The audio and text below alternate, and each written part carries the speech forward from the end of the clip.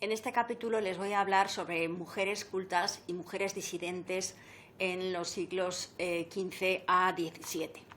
Y les hablaré en primer lugar de mujeres ortodoxas, es decir, que siguieron el ámbito de la fe cristiana y fueron monjas, todas ellas. Y tenemos a tres ejemplos: Isabel de Villena, Juliana Morell y Juana Inés de la Cruz. Cada una de ellas tiene sus particularidades que ahora vamos a explicar brevemente. Bueno, Isabel de Villena fue bautizada con el nombre de Leonor, fue hija ilegítima del marqués de Villena y quedó huérfana a los 4 años. Fue educada en la corte de los reyes María de Castilla, que era prima suya y además no tenía hijos, y de Alfonso el Magnánimo de Aragón. Ambos fundaron el convento de Clarisas de la Santísima Trinidad de Valencia, donde Leonor ingresó en 1445 a los 15 años. Y allí cambió su nombre de Leonor por Sor Isabel. En 1463 fue elegida abadesa del convento y allí falleció en 1490. Sus coetáneos, debido a sus dotes personales y a su refinada educación, la llamaron doctora y pastora. Y también es importante destacar que escribió en valenciano. Es la primera escritora mujer que escribe en valenciano en la España moderna. Su obra más conocida es La vida de Cristo, formada por 291 capítulos que, bueno, pues la verdad es que es uno de los primeros libros escritos por una mujer que ha llegado hasta nosotros, además de los que habíamos hablado antes, ¿no?, en la Edad Antigua y Edad Media. El enfoque de su obra es claramente feminista porque relata la vida de Jesús, pero desde la perspectiva de las mujeres. Es decir, cómo veían el Evangelio la Virgen María, Santa Ana, María Magdalena o la Samaritana. Es decir, que es una obra con una perspectiva peculiar. Isabel la Católica mostró interés por la obra de Isabel de Villena y solicitó una copia de la misma. La abadesa sucesora de Isabel, llamada Aldonza de Montsoriu, mandó imprimir la obra en Valencia en 1497 y allí también fue reeditada en 1513. Si quieren conocer más datos sobre esta mujer, en Valencia lógicamente se han esmerado en darla a conocer y aquí les dejo algunas referencias. La siguiente mujer religiosa ortodoxa y culta del Renacimiento, de la Edad Moderna, es Juliana Morell. Esta mujer fue nada más y nada menos que doctora en Derecho Canónico y Civil. Había nacido en Barcelona en una familia dedicada a la banca y pronto se quedó huérfana de madre. Su padre se percató de sus dotes especiales y aprendió, porque ella había aprendido a leer y a escribir a los 4 años. Y entonces su padre le facilitó una cuidada educación, incluyendo también lenguas bíblicas y europeas. La familia se trasladó a Francia y ella, Juliana, realizó estudios de artes liberales, que son los cursos comunes a cualquier otra facultad universitaria de entonces, y posteriormente se matriculó en Derecho en 2 universidades. Se trasladó primero en Lyon y luego en Aviñón. En la última obtuvo el doctorado y dedicó su tesis a la reina Mariana de Austria.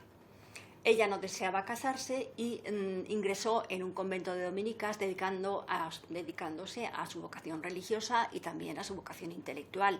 Y destacó, además de por esta obra,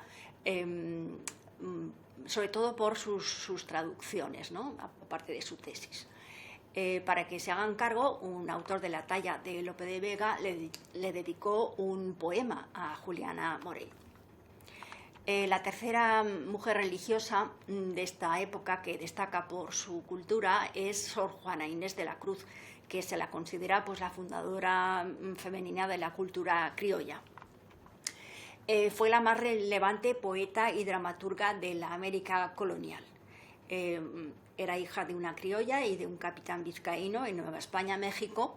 También fue una niña precoz, como otras de las que hemos hablado. Aprendió a leer y a escribir a los 3 años y de joven pues tuvo pues, conocimientos de latín y el conocimiento del latín le facilitó el estudio de los clásicos en la biblioteca familiar y también se formó por su cuenta, de manera autónoma, en teología. Entró en contacto con la corte virreinal, donde encontró el apoyo y el mecenazgo que necesitaba. No obstante, decidió hacerse monja jerónima para dedicarse más intensamente al estudio y a la escritura. Realmente fue una mujer muy prolífica que tocó varios géneros, no solamente poesía, sino también comedia, estudios filosóficos y musicales. Reunió una biblioteca de 4.000 volúmenes y por su trayectoria literaria se la conoce como la 10ª musa. Esta mujer encontró en la vida religiosa un espacio de libertad para su creación literaria.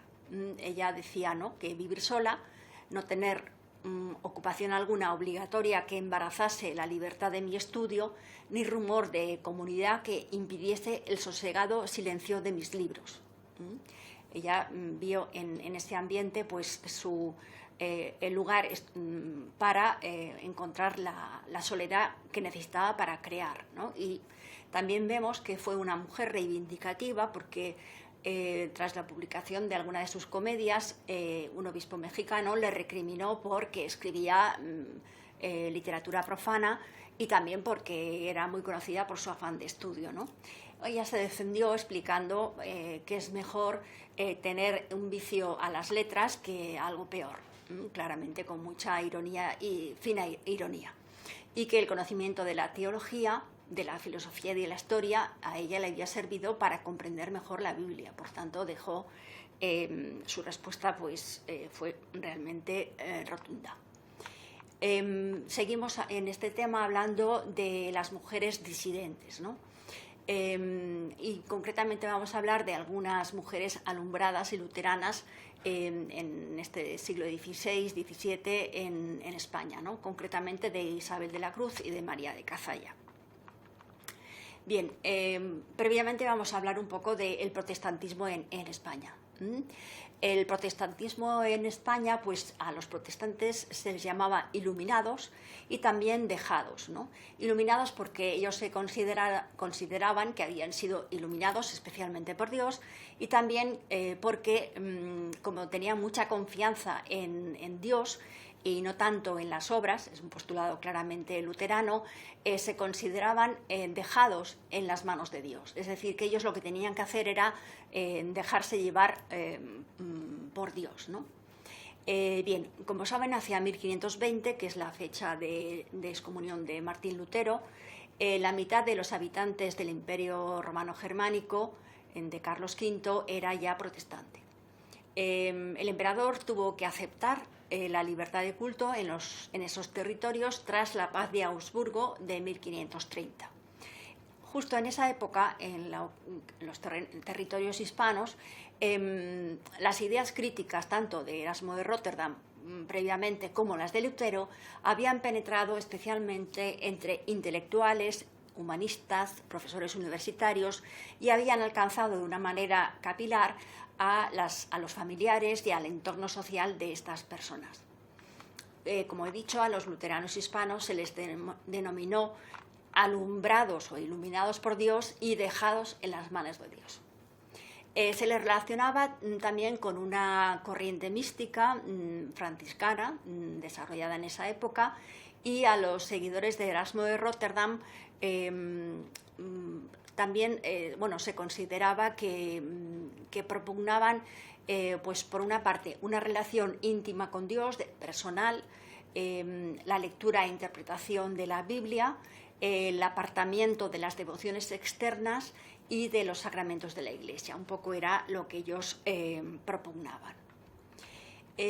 ¿Cuál fue la reacción? Pues Carlos V y posteriormente su hijo Felipe II, pues no estaban dispuestos a que en sus territorios hispanos hubiera una fragmentación religiosa como la que había sucedido en sus territorios del Imperio Germánico. Bastantes alumbrados tenían relación con familias de origen judeo-converso, pero ya bautizadas, eran personas más bien cultas, con frecuencia, bien relacionadas, y bueno, a este tipo de personas que se las identificaron como luteranos, se les persiguió especialmente en 3 focos, ¿no? Que es donde se desarrollaron, bueno, se difundió el luteranismo, ¿no? En Guadalajara, en Valladolid y Sevilla. Uno de los instrumentos para atajar esta situación fue la Inquisición, que, como saben, pues fue un tribunal mixto de carácter, por una parte, civil y eclesiástico, un instrumento de la monarquía hispana, bueno, no solamente en España, porque hubo Inquisición en otros reinos, para controlar la disidencia religiosa. La Inquisición juzgó y examinó, por ejemplo, no solamente, digamos, a los heterodoxos o a los falsos conversos del judaísmo, de los musulmanes, sino también a otro tipo de cuestiones. Por ejemplo, pues buscaban aspectos heterodoxos en escritos de autores tan notables como, por ejemplo, Santa Teresa de Jesús, San Juan de la Cruz, Fray Luis de León, San Ignacio de Loyola, y les acusaban precisamente de alumbradismo, aunque se pudieron defender y finalmente no fueron condenados por alumbradismo, por luteranismo. Bueno, sobre Isabel de la Cruz, pues se desconoce cuándo nació y la fecha de su muerte, pero bueno, vivió a caballo entre el siglo XV y XVI.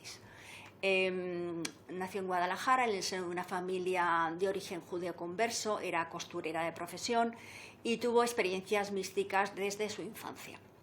Bueno, Isabel promovió en su entorno el alumbradismo, es decir, el luteranismo, las ideas luteranas, y fue juzgada 2 veces por la Inquisición. En la primera, en 1519, salió libre de cargos, y en la segunda fue condenada a prisión perpetua, 10 años más tarde.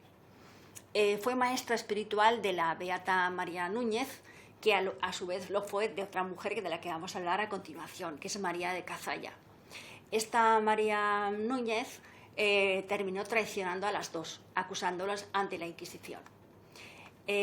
Otro de los discípulos notables de Isabel de la Cruz fue Pedro Ruiz de Alcaraz, difusor de las ideas alumbradas entre la nobleza alcarreña. María de Cazalla perteneció a una conocida familia de la burguesía culta, también de origen judeo-converso.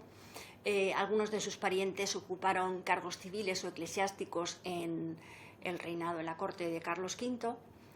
Se casó con un burgués de Guadalajara, donde contactó con la poderosa familia de los Mendoza, fue madre de 6 hijos, y escribió unos comentarios bíblicos que su hermano tradujo al latín y fueron ponderados por los luteranos nada más y nada menos que por la Dieta de Habsburgo de 1530.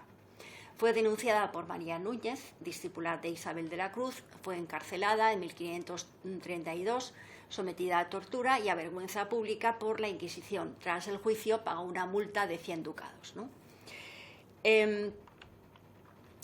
María de Cazalla pues tenía una serie de ideas que realmente eran cercanas al luteranismo, ¿no? Por ejemplo, bueno, pues era partidaria de una relación personal con Dios, de algo más interior, ¿no? De la oración mental, de no tener mediaciones eclesiales, por ejemplo, tampoco acudir a los sacramentos como la confesión, la Eucaristía. Se burlaba de las mujeres piadosas, les llamaba, por ejemplo, papamisas, consideraba pues, que era preferible que estuvieran en su casa, ¿no? En vez de la iglesia. También, pues, por ejemplo, tenía unas ideas peculiares sobre el matrimonio, ¿no? Consideraba pues, que el matrimonio era superior a la virginidad, rechazaba, por otra parte, el placer en la unión conyugal, es decir, que tenía sus ideas bastante peculiares, ¿no? Con Isabel de la Cruz y María de Cazalla hablando de estas mujeres bueno, que tuvieron influencia en ambientes cultos de su época, cercanas al luteranismo. Bueno, también quería terminar este capítulo y dar a conocer esta otra faceta de mujeres en el mismo capítulo, por una parte de mujeres religiosas, que fueron monjas, ortodoxas, cultas, y también de mujeres en un ambiente bastante culto e influyente que tuvieron ideas luteranas en el siglo XVI.